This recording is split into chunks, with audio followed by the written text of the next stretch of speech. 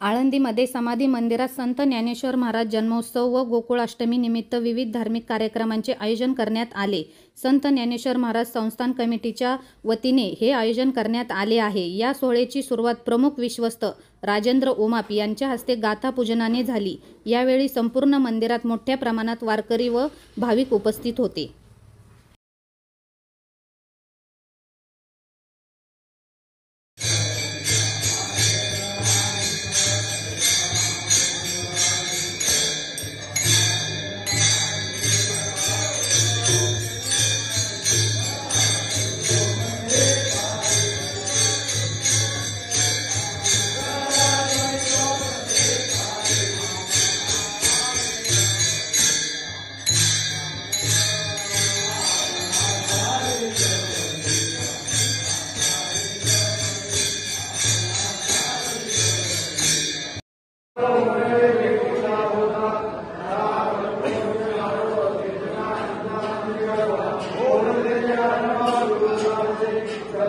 Gracias.